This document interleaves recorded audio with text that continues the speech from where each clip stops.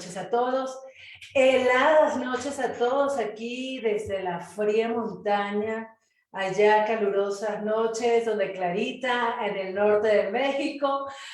Priscila también congelada, aquí estamos todos hoy reunidos nuevamente para continuar la tertulia que tenemos sobre el libro Historia del Cristianismo. Gracias por acompañarnos. Gracias a los que nos están acompañando a través del canal del Club de Lectura Cristiano. Gracias a los que nos están acompañando a través de Buscando a Jesucristo. Estamos en una parte muy importante de la historia del cristianismo, donde Justo González, el historiador, autor de este libro, nos está hablando de la vida de los cristianos comunes y corrientes. Esa gente como nosotros.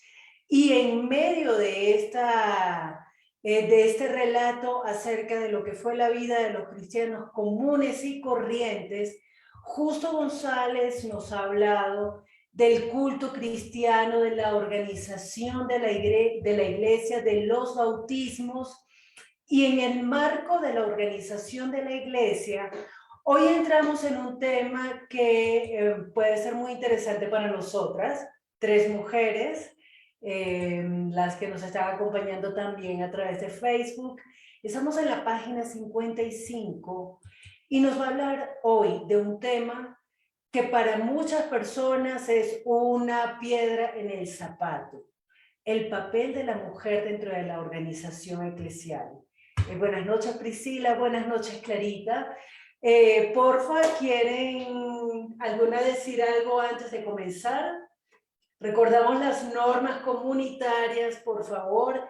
Esto es un club de lectura, esto es un espacio donde estamos compartiendo el libro y compartiendo nuestras opiniones con base a la lectura del libro. Esto no es una clase, ni es un debate profundo sobre temas particulares de la historia del cristianismo. Por lo tanto, el irnos o no irnos hacia una u otra dirección, dependiendo de a dónde nos lleve el autor, pues eso no lo estamos considerando una opción. No vamos a profundizar en ningún tema, ni de filosofía, ni de historia universal, sino nos vamos a centrar, a enfocar en lo que dice Justo González, y eso es lo que está dentro del debate. Aquí nadie tiene la última palabra, aquí nadie tiene la razón, nadie sabe más que nadie, y por lo tanto las opiniones de todos son absolutamente y totalmente respetables, y todas las doctrinas, sean de la rama que sea, se respetan en estos espacios. Sin más nada que agregar, les pregunto, Priscila, Clarita, ¿quieren comentar algo antes de comenzar? ¿O le lanzamos de una al texto? Puedo decir como Dale, un breve resumito chiquito. Pues me ha gustado un poco como la estructura que le ha dado Justo González. Hemos hablado de todo un poco. En el siglo I estuvimos hablando cómo los apóstoles diseminaron o difundieron el mensaje del evangelio, y cómo las divisiones comenzaron dentro de la misma iglesia y las persecuciones. Luego en el siglo II empezamos a hablar un poco de las persecuciones del Imperio Romano hacia los que creían en Jesucristo, y un poco cuáles fueron las amenazas hacia la iglesia en esa época. Vimos el marcionismo, vimos el gnosticismo.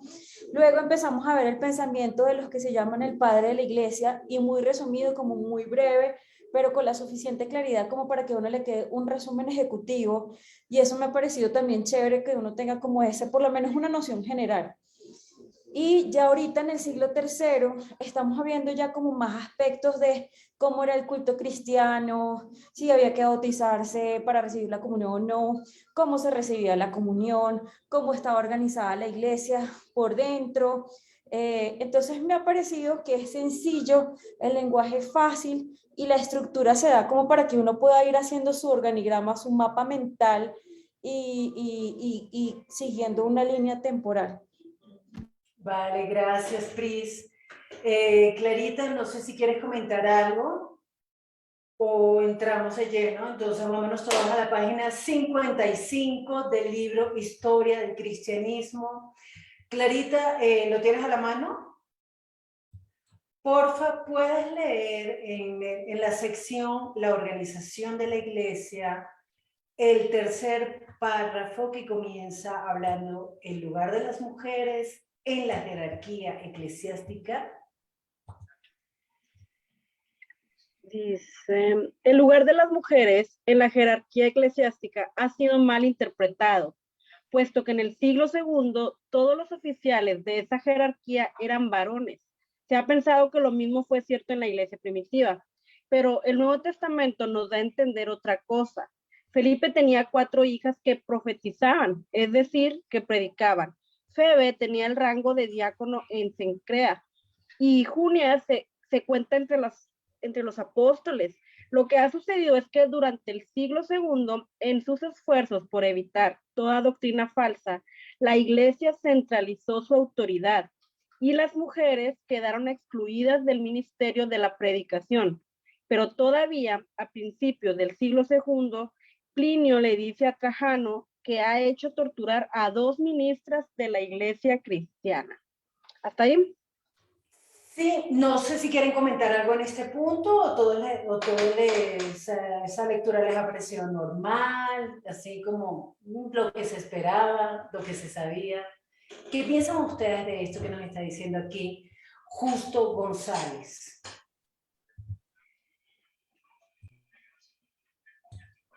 Pues es que aquí justo nos dice que ha sido mal interpretado.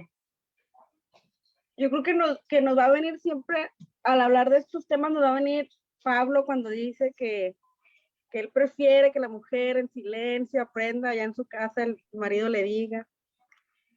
Pero pues él mismo justo nos está mencionando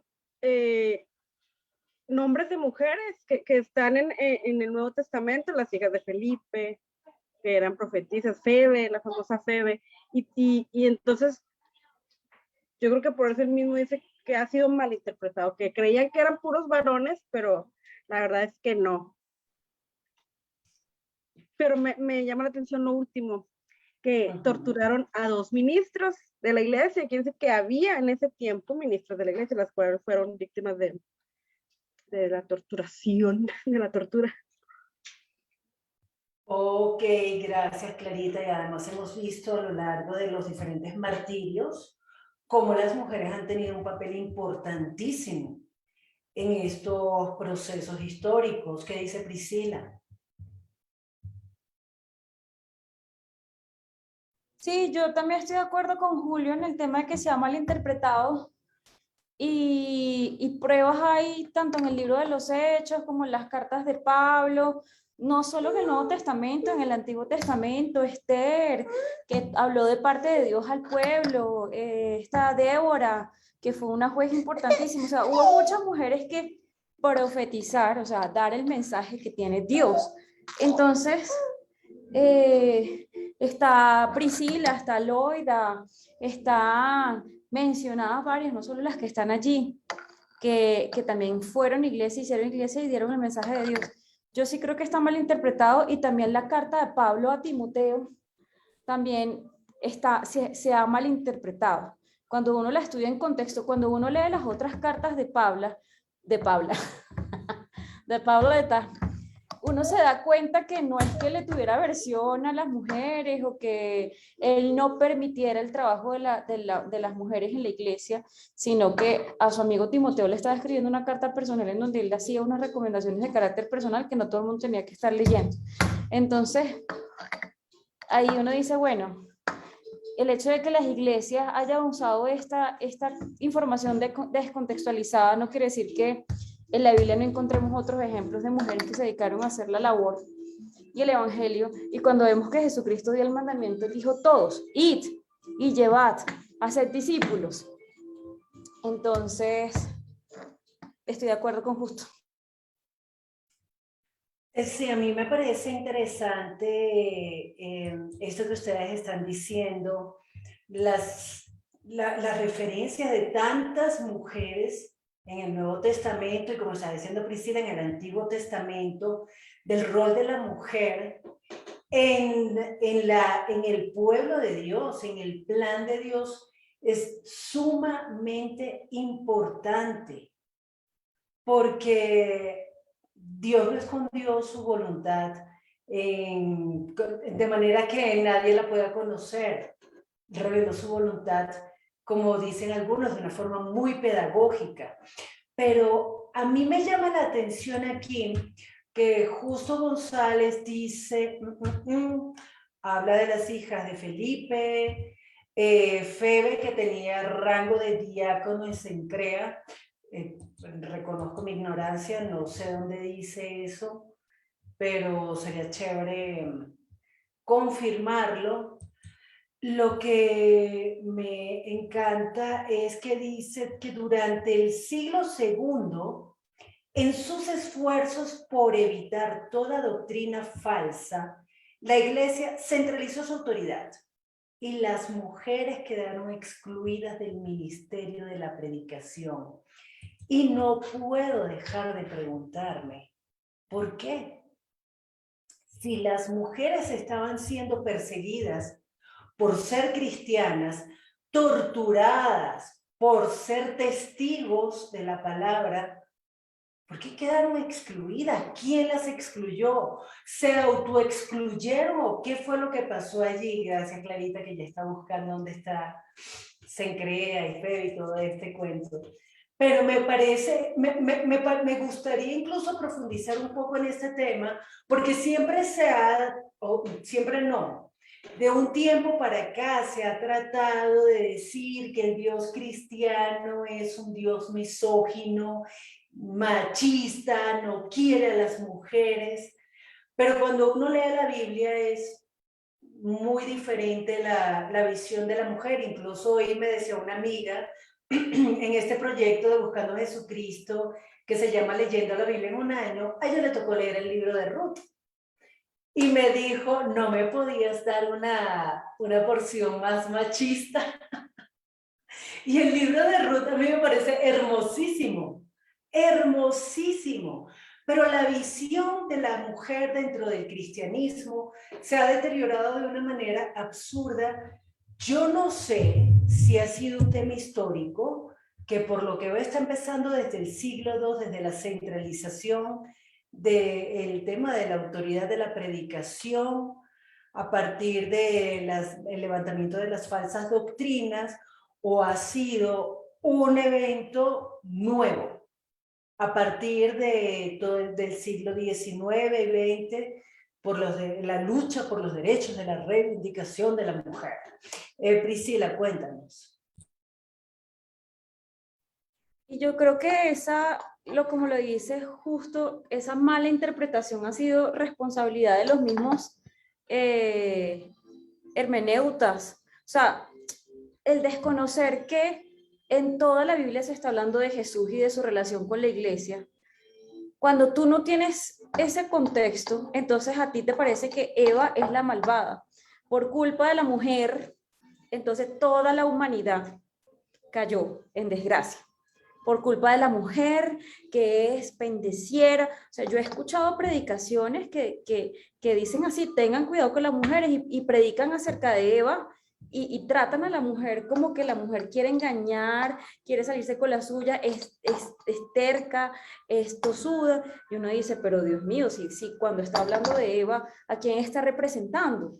Pero entonces ahí sí que nunca ponen el caso de María. Nunca, o sea, arreglan la interpretación dependiendo del mensaje que quieran dar. Y entonces eso para mí ha sido difícil. Cuando yo entendí que toda la iglesia está hablando de una esposa a la que su esposo Jesucristo adornó, vistió, mejor dicho, que la ha atesorado, la ha amado, la ha protegido, no sé qué, ya uno dice, epa, ¿cómo tú vas a decir que Dios es misógino? Cuando está utilizando a la figura de la mujer como un tesoro precioso para él, como aquella con la que él está estableciendo su reino. Entonces a uno dice, entonces el tema de los parámetros de interpretación hace que uno de alguna manera deje de ver la Biblia en su contexto, o sea, el propósito que Dios le dio, y uno empiece a ver esos relatos con además estándares de interpretación actuales, porque es que en esa época el machismo no existía, pero entonces estamos usando una figura y un parámetro actual para tratar de juzgar una cosa que pasó hace tiempo y que ni siquiera está hablando de eso, sino de la figura de Jesús y de su esposa la iglesia. No sé si lo he enredado, pero espero haberme hecho entender. Vale, gracias, Pris. Clarita, ¿tú querías comentar algo? Que te quedaste como pensativa viendo hacia el horizonte. Sí, pues es que estoy con Pris, de que a veces nos pintan ese Dios misógino donde solamente los varones y ciertamente yo creo que tiene que ver con una cultura también. Al principio se le hablaba al hombre, pero por ende iba incluida la mujer, o sea, cuando salen los egipcios cuentan puros hombres sin contar niños y mujeres. En la alimentación de los 5,000 eran tantos hombres sin contar niños y mujeres, como que no las contaban, pero no creo que sea algo por maldad. Pienso que al contrario, cuando leemos el Nuevo Testamento, la vida y obra de Jesús, vemos que Jesús dignificó a la mujer, más bien. O sea, la redimió. Si tenemos a la mujer adúltera, por ejemplo, que debieron haber llevado también al hombre, no nada más a la mujer. Ese sí creo que fue un acto machista. Sin embargo, Jesús la redimió, o sea, no la juzgó.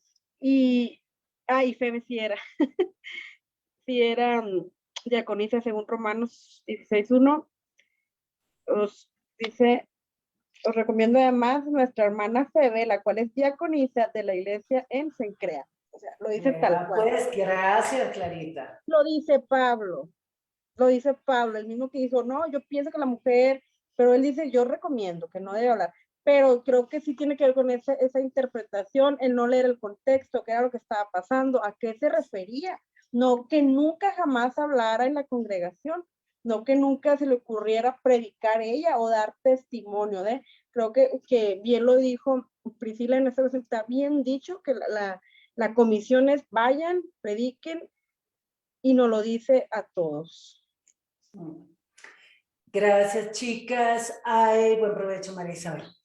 Hay un punto que a mí me parece importante, un punto histórico que me parece importante tener en cuenta, y es que nosotros hoy tenemos todas las cartas, tenemos toda la Biblia, tenemos además muchos conocimientos que hemos adquirido, buenos y malos que hemos adquirido a lo largo de nuestra vida de fe. Pero los cristianos en el siglo II, siglo III, no tenían todas estas facilidades. Imagínense una iglesia donde solamente tuvieran, no sé, el Evangelio de Juan y además la primera carta a Timoteo. En el Evangelio de Juan no dice, vayan y prediquen a todo el mundo, a todas las criaturas. De hecho, es muy lindo cómo se complementan los evangelistas con el mensaje del Señor luego de haber resucitado. Pero no todos los evangelistas dicen lo mismo de las últimas palabras de Jesús resucitado. Y si tú nada más tienes el Evangelio de Juan y la primera carta a Timoteo, donde Pablo no dice, bueno, yo recomiendo que las mujeres, no, Pablito, en su habitual humildad y prudencia, dice, la mujer aprenda en silencio con toda sujeción, porque no permito a la mujer enseñar ni ejercer dominio sobre el hombre, sino estar en silencio. Porque Adán fue formado primero, después Eva, y Adán no fue engañado, sino que la mujer siendo engañada incurrió en transgresión, pero se salvará engendrando hijos si permaneciera en fe, amor y santificación con modestia. Sí, mujer clase media latinoamericana, empoderada, pues uno reacciona y quién se care. Exacto como escribe, Priscila se chifló. Entonces, como nosotros no tenemos toda la información y quizá los cristianos del siglo segundo, siglo tercero, no tenían toda la información de lo que estaba pasando en la iglesia, donde estaba sirviendo Timoteo, donde Timoteo era obispo, si no estoy mal. Pues, si yo soy un cristiano del siglo segundo, pues yo le voy a decir, mira, Clarita, para hijos. Es más, yo no tendría permiso. Si yo fuera un cristiano del siglo segundo, diría, manden a esa señora a parir hijos para que se santifique. Cásese y cállese, señora. Porque eso es lo que podría entenderse si uno tiene nada más esta carta, por ejemplo. ¿Qué iba a decir Priscila? Tranquila, Clarita.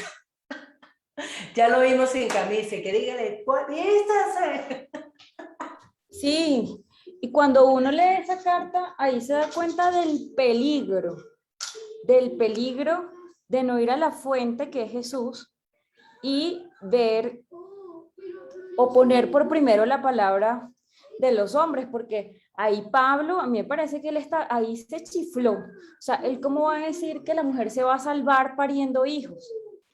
Si la única forma de nosotros salvarnos y ser limpios es creyendo en Jesucristo y en su palabra. O sea, él ahí yo no sé qué fue lo que le pasó, o sea, yo no sé qué fue lo que le pasó a Pablo ahí, pero se volvió loco. Entonces, si yo tuviera la carta de Juan y la carta de Pablo, yo tendría un meollo en mi cabeza porque yo diría, pero si aquí Jesucristo me está diciendo que Él es el único camino, la verdad y la vida, que no es por mis obras, sino por gracia, entonces, ¿cómo así que yo pariendo hijos es que me voy a salvar? O sea, eso sería como una bomba que estallaría en mi cabeza y creo que esa bomba estallando en la cabeza actualmente todavía está en la mente de muchos. Y es por eso que entonces uno dice, la Biblia se contradice, Dios no es claro, por un lado dicen una cosa y por el lado dice otra. Entonces uno dice, los parámetros de interpretación, el entender que solamente la palabra de Jesús es la verdad y que pueden decir lo que sea a los demás, pero uno le tiene que dar a la palabra de Jesús la prevalencia definitiva. Eso es importantísimo porque imagínate, Pablo condenando a Eva porque por ella, o sea... Por eso me dio mucha risa cuando tú dijiste, no, porque los hermenéuticos, bla, bla, bla, pero eres un cristiano del siglo II, loca. Eres un cristiano del siglo II y a ti te llegó solo esta carta. Entonces, a mí me parece importante aterrizar este punto porque, claro, hemos heredado interpretaciones, heredado aplicaciones, heredado un montón de cosas que son, por ejemplo, lo que acaba de pasar, que Clarita está toda roja. Clarita, tranquila. Nosotros estamos en un lugar frío. Clarita vive en un lugar caliente. Cuando yo estaba en Montería, pues los hijos, la casa donde estaban los varones andaban sin camisa, tranquilamente, porque hace mucho calor.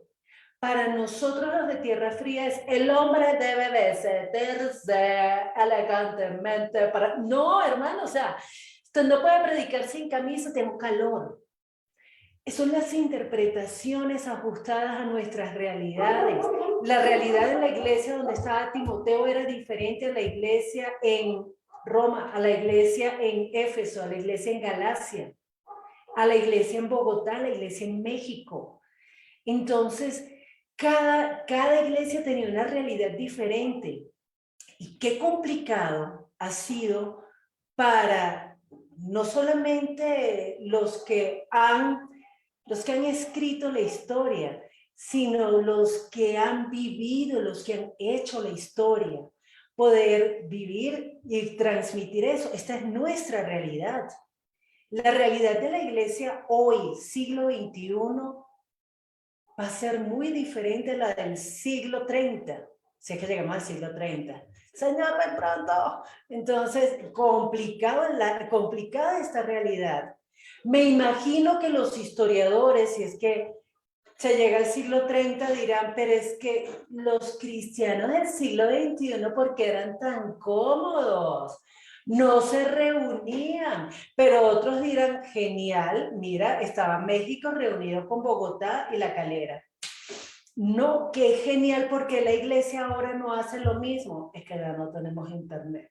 Apocalipsis. O sea, entonces son realidades tan diferentes y realidades tan diferentes que se manifestaron en un tema donde nos afecta a nosotros. Todavía en el siglo segundo habían ministras en la iglesia cristiana, mujeres dispuestas a morir. Tenemos el testimonio de Felicidad y Perpetua, que, que los dolores de parto, que cuando te vengan los dolores de verdad de la tortura, y salió la otra diciendo, pues otro es el que va a sufrir conmigo. Y es genial esa mujer. Pero ella, ese testimonio, hay que saber historia para conocerlo. Eso no se cuenta en las iglesias. Y aún así, pasaron a la historia.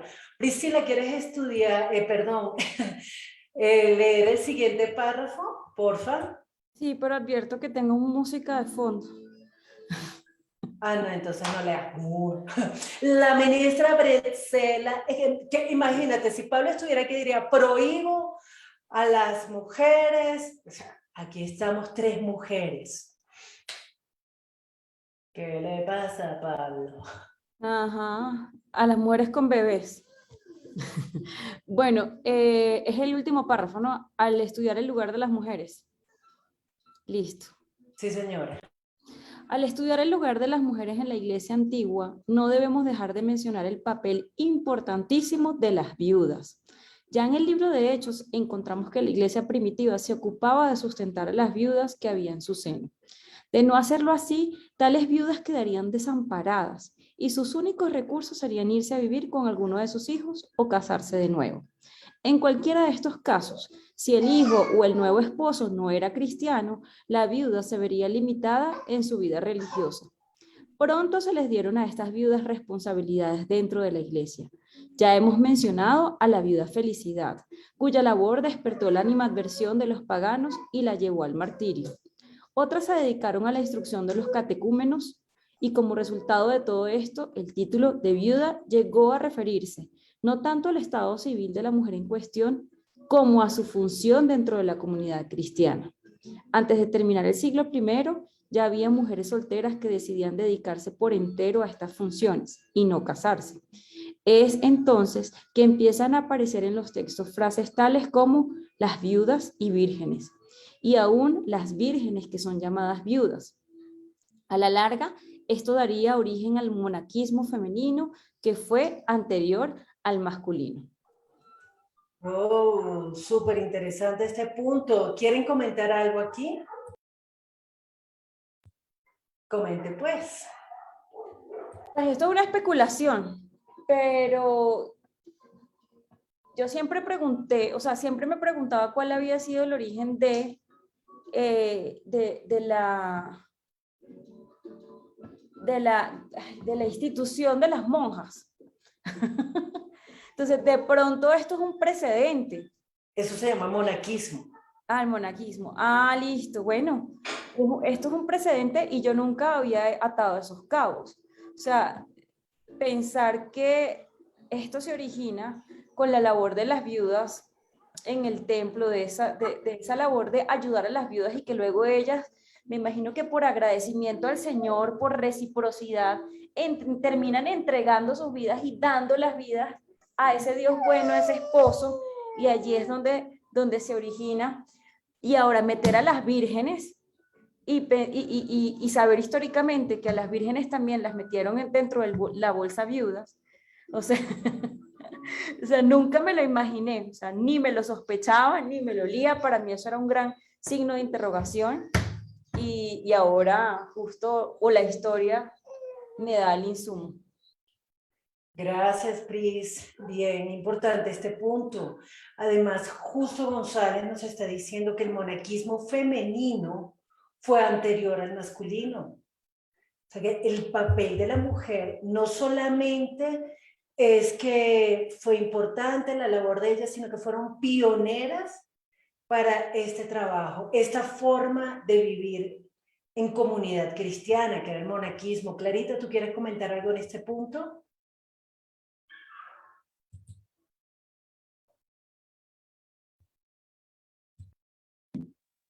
Pues me llama la atención también que cuando, por ejemplo, aquí las viudas, o sea, es una etiqueta que solamente las viudas entonces podían dar clases, no sé, a los catecúmenos, como que si ya no tuvieran otra función, pues entonces las viudas al principio, ya después pues las viudas y las vírgenes. Pero sí me llama la atención que esas etiquetas para la mujer no son simplemente mujeres, sino son unas viudas y otras vírgenes. Entonces siento que resaltaría mucho eso, que haya etiquetas, tipo, o sea, que la separen a una mujer simplemente por el hecho de ser mujer. Sí entiendo la parte donde Hechos la engrandece a la viuda en el sentido del cuidado, de la protección, pero entonces ya aquí, no sé, me choquea el ver que hagan una separación, porque dice que ya después el título de viuda ya no era nada más por el simple hecho de ser viuda, por el simple hecho del estado civil, sino que ya era la función que tenían dentro de la iglesia, o sea, eran las que estaban con las encargados de los catecúmenos y de todo eso.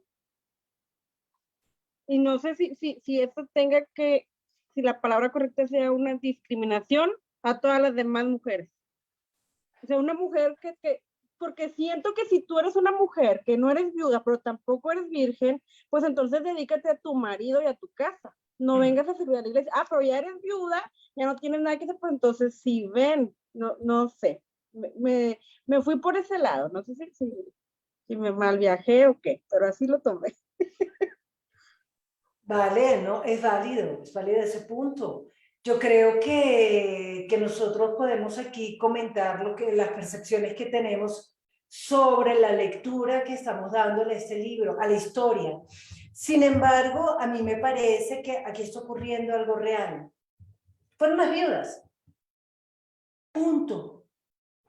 La iglesia contemporánea, yo veo que hay un tema clarísimo y es que las mujeres son las que están dando la cara en la iglesia. Entonces, ¿cómo hacemos si son las mujeres? Las mujeres son las que están en todo. ¿Dónde están aquí los hombres? No duran. Los hombres no duran.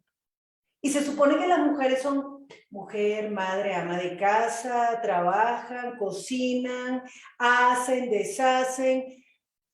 Aquí están las mujeres. Cuando se escribe la historia del cristianismo del siglo XXI, ¿qué van a decir? Nos discriminaron, van a decir los hombres. Papito, ¿dónde estabas tú? No están los hombres. Las mujeres son las que están sacando adelante ahorita. Las mujeres somos las que estamos escribiendo la historia del cristianismo, no los hombres. Los hombres, unos cuantos. La gran masa es femenina. Entonces, si la gran masa de servidoras en aquella época eran las mujeres, pues, ¿qué vamos a hacer? Sí, bueno, si usted quiere, señora, y Emma Paola, ¿dónde está? Pues ahora somos rubias. Pues estamos, Pau, estamos en el último párrafo de el papel de las mujeres en la iglesia, antecito de los métodos misioneros. Y esto es un tema bien importante, si fueron las viudas las que sirvieron. Probablemente la intuición que tú estás teniendo, Clarita, ¿dónde estaban las otras mujeres que no eran viudas ni vírgenes? Pues sí, probablemente estaban sirviendo a sus esposos. ¿Eso era malo? Pues no, porque dicen también que la mujer casada pues va a ganar a su esposo para el evangelio, lo cual me parece genial, lo cual me parece que ahorita está un poco olvidado.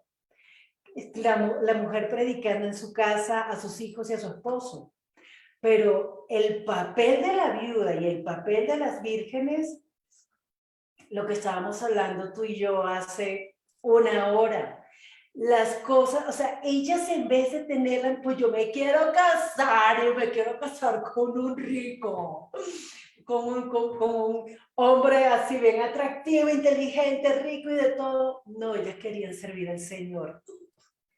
Palo para nosotras. Entonces las demás yo creo que no estaban discriminadas, sino que estaban haciendo la obra de otra manera. Priscila, cuéntanos. Sí, me acordé, es que como es mi caso, o sea, Priscila era la esposa de Aquila, ella estaba casada, pero se nombra muchas veces haciendo la obra.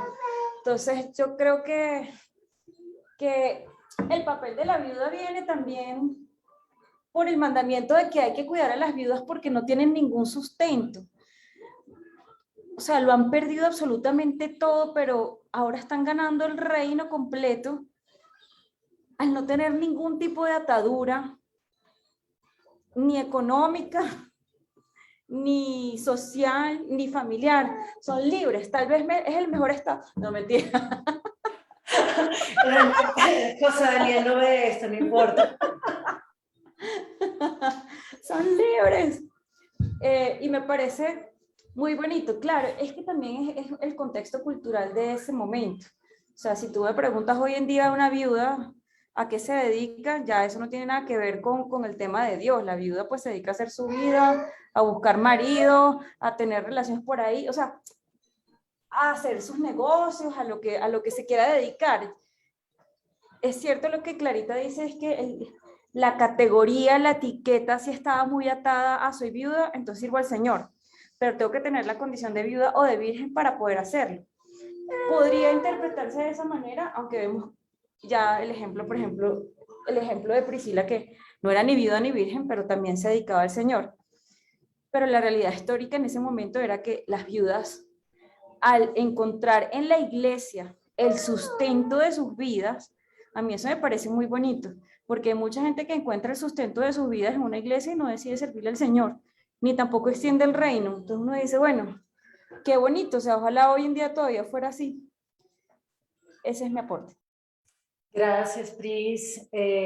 No sé si quieren comentar algo más en este punto. Clarita se está burlando, las viudas que en verdad lo son, dice la Biblia. Sí, habían unas viudas que estaban ahí viendo a ver qué voz nos aparece por allí. Pero definitivamente el papel de la mujer en la iglesia, en la historia del cristianismo, ha sido muy importante. Y tan importante ha sido que hoy estamos nosotras aquí, 4 mujeres. ¿Y dónde están los hombres? Eso parece un chiste. ¿Dónde están los hombres? Pues aquí quienes están haciendo la historia somos las mujeres. Ahora vamos a pasar a otro punto. No sé si alguien quiere comentar algo más sobre el papel de la mujer en la historia del cristianismo. No es tanto en la historia del cristianismo, es en la jerarquía de la iglesia. Y me parece muy interesante porque en cuanto a jerarquía, pues no sé si ha cambiado mucho, por supuesto. La mujer tiene más participación en la jerarquía, no solamente institucionalmente en el mundo, también dentro de la iglesia hay muchas mujeres que ahorita son las pastoras de la iglesia, las apóstolas, las diaconisas, de todo, hay de todo. Pero creo que a pesar de eso, el papel más importante de la mujer no está en la jerarquía de la iglesia. Está en esa gran masa que empuja, que sostiene, que ora, que levanta, que anima, que exhorta y que definitivamente ha estado a lo largo de toda la historia del cristianismo. Esa es mi percepción en cuanto al papel de la mujer. Quizá en la jerarquía siga siendo mayoritariamente masculina, pero en la base sigue siendo la mujer un motor importantísimo. ¿Alguien quiere comentar algo más sobre la jerarquía, la mujer en la jerarquía eclesial? ¿O nos vamos a los métodos misioneros? ¿Qué dicen ustedes? Le entramos de una. Pau, ¿tienes el libro allí? Sí, yo quiero leer, yo quiero leer. Lea, China, lea. Bueno, espera. Los métodos misioneros, entonces dice, el enorme crecimiento numérico de la iglesia en los primeros siglos nos lleva a preguntarnos qué método misionero empleó la iglesia en su expansión. Y la respuesta puede sorprendernos, pues la iglesia de los primeros siglos no conoció los cultos evangelísticos que se han hecho tan comunes durante los últimos siglos. Al contrario, en la iglesia antigua, el culto, según hemos indicado, consistía principalmente en la comunión. Y a esto solo se admitían los cristianos que habían sido bautizados. Por lo tanto, el evangelismo no tenía lugar en las iglesias, sino el evangelismo no tenía lugar en las iglesias, sino como indica Celso, en las cocinas, los talleres y los mercados. Algunos maestros famosos, tales como Justino y Orígenes, sostenían disputas en sus escuelas y ganaban así algunos conversos entre los intelectuales. Pero el hecho es que en la mayoría de los casos fueron cristianos anónimos quienes mediante su testimonio abrieron el camino a la conversión de otras personas. También sabemos de muchísimos casos en los que la firmeza y el gozo que los cristianos manifestaban en medio del martirio sirvió para atraer a otros a la nueva fe. Y al menos en el caso de Gregorio Taumaturgo, es decir, el hacedor de maravillas, buena parte de las conversiones se debió a los milagros de los cristianos. Gracias, Pau. Gracias, Pau. ¿Quieren comentar algo sobre este punto? Sí, yo pues leyendo me impacta que bueno, no habla acerca de estas reuniones dominicales que tenían ellos y que aceptaban a las otras personas. Imagínate, ahí dice que solamente se reunían los que estaban bautizados, o sea, que ellos no le daban cabida para que las otras, como para captar personas para el cristianismo, y más sin embargo, ver o sea, lo que estaba haciendo que la persona creyera en el evangelio, o sea, el testimonio, los martirios, no, era como más fácil la gente creer en Jesús, porque en estos tiempos tenemos tantas cosas para discipular. Está la iglesia, están los grupos, están los estudios, están una cantidad de cosas y nos cuesta tanto. O sea, yo pensaba en ese momento, yo decía, ¿será porque había sido tan reciente en los primeros siglos? La gente le ardía como más el corazón al escuchar todo lo que había hecho Jesús, o estaba como el pancito más caliente ahí de todo lo que había hecho, que al pasar de los años, de los siglos, pues como que se ha complicado un poco más. Y eso que tenemos como más, porque hay libertad de culto, por lo menos acá en Colombia, pronto en otros países no, pero acá sí, en la mayoría de los países sí. Entonces, bueno, me impacta mucho eso, que habían tantas, o sea, que no era tan abierto para todos, pero creció, lo que muestra es que crecía los creyentes mucho más en esa época, como más comprometidos, siento, algo así.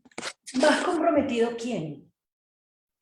Los cristianos de esa época, yo los veo como más comprometidos y como con más ganas porque no está dando las circunstancias, o sea, con una persona ni siquiera, imagínate dónde decían que predicaban, en los o sea, se hablaba en los talleres, en las cocinas, o sea, no había como esa inclusión de que todas las personas vamos al culto porque allá vamos a hablar de la palabra, no, solamente era para los que o sea, los que no se bautizaban, pues miren a ver si en la cocina, en la sala, en los talleres, allá era donde ellos tenían la oportunidad de escuchar el evangelio. Pienso que, o sea, es lo que yo analizo de esto que acabo de leer. Vale, gracias, Pau. ¿Qué dice Priscila? Y a mí lo que me encanta del cristianismo es que Jesús dijo que nosotros somos el templo y que nosotros somos las rocas vivas. Entonces, a diferencia del paganismo que tenías que ir al templo y si no había templo no había nada, o a diferencia antes de Cristo que tenían que ir al templo, ya nosotros tenemos la libertad de adorar a Dios sin límites de lugar, hora, condiciones de nada. Y que además el cristianismo no hace distinción de personas, entonces si el esclavo, el siervo, quería ir a predicarle a sus amigos, a los conocidos, a su familia, lo podía hacer. Si la mujer quería hacerlo, como acabamos de leer ahorita, lo podía hacer. Que aunque se está formando una jerarquía, esa jerarquía no impide que el cristiano común y corriente vaya y adore al Señor sin esas condiciones. Claro, Pau está diciendo una cosa, que la comunión solamente para los que están bautizados, pero yo veo aquí una libertad amplísima, yo no veo que eso es una restricción, yo veo que el que quiera creer en Jesucristo y quiera tener la comunión, va y lo hace, consigue el grupo y listo, en su propia casa hasta lo puede hacer, sin necesidad de ir a un templo.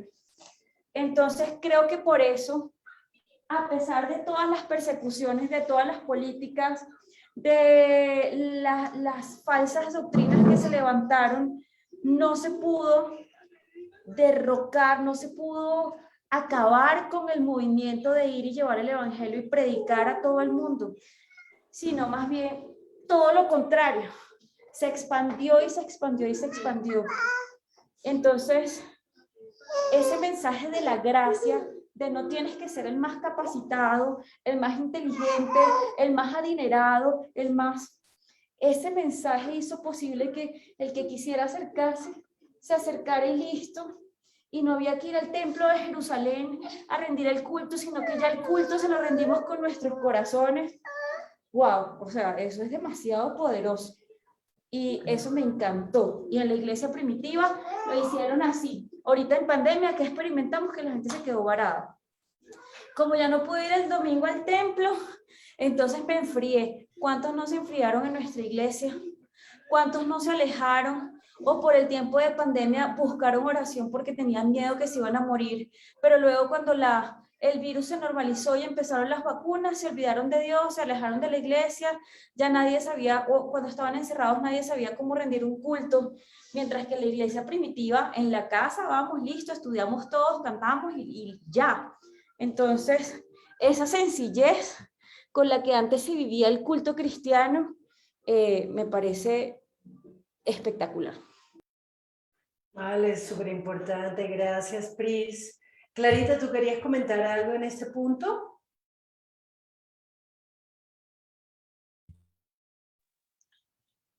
Bueno, pues mientras leía Paola y mientras comentaban, yo estaba contrastando los métodos misioneros con los actuales, porque me brinca mucho que hasta lo pone entre comillas y todo. No hacían los cultos evangelísticos, porque hoy en día eso es lo que se hace, por lo menos acá en México, esos cultos son muy famosos, los cultos de barrio, se dice a veces, sacar las bocinas, sacar toda la calle y empezar, amigo que me escuchas y todo eso. Y he sido testiga de muchos cultos evangelísticos desde que era niña. Y hay mucha diferencia, la verdad, a cuando era niña y la gente se acercaba, a hoy en día que, mira, nadie los pela. O sea, ni caso ni nada. Y entonces digo, ¿cómo le hacían ellos? Porque leímos que independientemente de que no había esta liturgia de los cultos evangelísticos, de salir a las calles y estar predicando, sino que al contrario era algo más exclusivo, porque tenías que dar muestras de muchas cosas para poder estar entre esas reuniones, o sea, tenías que ser bautizado por lo menos. Sin embargo, se expandió y iban creciendo los cristianos, digo, y ahora, ¿por qué no? Pero luego leí y hasta lo subrayé. También sabemos de muchísimos casos en los que la firmeza y el gozo que los cristianos manifestaban en medio del martirio sirvió para traer a otros a otros a la nueva fe. Entonces me llama mucho la atención esta parte. Ahorita dijo Paula, era más fácil en ese tiempo. No sé si sería más fácil, pero sí más convincente en el sentido de que era tanto la convicción que ellos tenían, la firmeza, que no los movía ni aún el martirio, que esa era la parte que impactaba a los demás. No era tanto no sé, el show, lo pongo entre comillas, que podemos hacer saliendo a las calles y con una bocina y estar, dice muchas cosas que a veces ni siquiera son aptas para un culto evangelístico, porque ni siquiera se predica lo que se debe predicar en las calles, pero ellos fue más que todo la firmeza y el gozo, que era lo que hacía que los demás quisieran también tener. No creo que haya sido fácil, porque era un tiempo pues de persecución. O sea, te convencían de dar la vida por el evangelio. Hoy en día ni siquiera eso, y los métodos misioneros de hoy en día distan mucho de ser lo que eran antes. Sí, qué importante eso, Clarita. Yo aquí me encanta, quiero poner algo. Yo siento, percibo que en esta época, cuando una persona, un cristiano promedio, como cualquiera de nosotras, quiere predicarle a alguien, quiere ganar a alguien para el reino, ¿qué hago? Te invito al culto. Te invito al culto, por lo tanto la responsabilidad de la predicación, ya llegaron por ti, Clarita, ya te tienes que ir, oh, bueno, qué pesar. Entonces la responsabilidad de la predicación no recae en mí, recae en quien va a predicar la palabra. O sea, por ejemplo, Paola va a predicar el domingo. Usted verá, y si hace que Priscila no vuelva a la iglesia, es que esa predicación de Paola, uy, no, el colmo, me hizo perder al discípulo. Yo he escuchado eso. Entonces, si no hay un culto evangelístico, si esa no es la forma de ganar adeptos, porque el que puede ir al culto evangelístico es el que ya está bautizado. Yo no voy a ganar a alguien para Cristo en un culto. Y me parece tan importante esa labor de hormiguita que estaba haciendo la iglesia. Es que yo te predico a ti. A ver, Paola, ¿dónde le predicaste tú a Joja? ¿No fue en el trabajo? ¿Dónde le predicaba el cristiano promedio a las personas a quienes quería ganar para el reino? Dentro de su cotidianidad. No necesito hacer un estudio bíblico para predicar el evangelio. No necesito hacer un culto para predicar el evangelio. En mi día a día, en mi vida cotidiana, en lo que estoy haciendo, me siento a tu lado y te hablo de Jesús y estoy expandiendo el reino. Y como dice Justo González, es una expansión, enorme crecimiento numérico. No habían unas campañas evangelísticas para, ahora sí, vamos a salir a predicar. Predicar para el cristiano, esto es lo que yo estoy viendo, para el cristiano de los primeros siglos era algo tan cotidiano como para nosotros hoy día en Colombia es, vamos a hablar de política, ¿por quién vas a votar? Pero es que si votas en blanco tal cosa, y si votas por este está mal y el otro también. Entonces, ¿por qué es tan fácil hablar de política? ¿Y por qué para el cristiano promedio hoy es tan difícil predicar el evangelio en su vida cotidiana? Por aquí escribieron, no, ya, Clarita, que se fue Clarita. Quedan 5 minutos. ¿Leemos el siguiente párrafo, les parece? ¿O quieren comentar algo sobre este primero? Pris. Sí, que yo creo que de alguna manera ese afán de establecer jerarquías y competencias ha hecho que también la gente sienta que el que le corresponde eso es el que ha sido nombrado. por la organización. Entonces yo simplemente me recuesto en esa persona y un poco, de hecho, lo que se predicaba el domingo pasado en donde donde me congrego es, o sea, es que para orar no necesito otro, no necesito, ay, ayúdame a orar porque es que usted sí sabe orar. Que hoy en día un cristiano diga, mira, yo no sé orar, hace pensar que estamos haciendo las cosas mal, porque se ha circunscrito la vida de fe a lo que ocurre en los domingos en ese momento. Y yo solo oro cuando escucho al pastor orando y me pego a esa oración y ya, de resto yo no hago nada en mi casa, no sé orar, no sé predicar, no sé nada. Ahí está María Isabel clamando con ruegos y súplicas. Pues me parece que eso es algo bien diferente a lo que estaba pasando en la iglesia primitiva.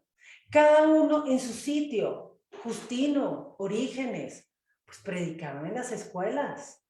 El cristiano común predicaba en las cocinas, en los talleres, donde se desenvolvía, pero se predicaba el evangelio. Y se predicaba, como decía Clarita, con el testimonio que estaban dando en medio del martirio. Me encanta además este comentario que hace Justo González sobre Gregorio Taumaturgo, que es un tipo que recibió un reconocimiento interesante en la historia porque él hacía muchos milagros. Por el amor de Dios, ¿por qué? ¿Por qué a nosotros se nos ha olvidado llevar las señales y los prodigios? Este señor, que dicen que aunque era muy bueno predicando, muy bueno llevando el evangelio, pues él, lo que más le impactaba a la gente eran las señales y los prodigios, los milagros que él hacía.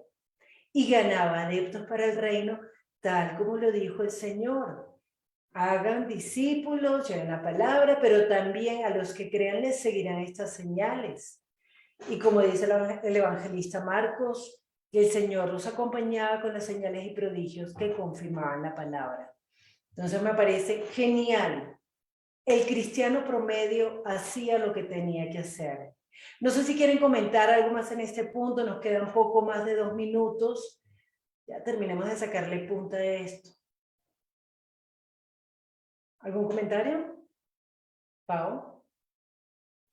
Que yo pienso o sea, la naturalidad y que había en estas personas de vivir una vida de fe tan genuina, experimentando esa comunión con el Señor, yo creo que ha cambiado mucho en estos tiempos porque pienso que muchas personas están viviendo la vida de fe de acuerdo a lo que han escuchado los testimonios de las otras personas y no están, y creo que eso no está permitiendo tener esa intimidad, esa comunión con el Señor, o de pronto vivir esa vida de fe y poder tener de pronto por medio de esa experiencia predicar el evangelio con mucha más naturalidad. Creo que también es el tema como que, o sea, que me tengo que aprender todos los libros, las cartas, que qué miedo que me hagan preguntas que de pronto yo no sepa responder, no sé. Y mira lo que pasaba en esa época. O sea, todos donde estuvieran hablaban, eh, escuchaban los testimonios, lo que estaba pasando. O sea, era como que un conjunto de situaciones o de cosas que de verdad eran como muy genuinas, como muy reales.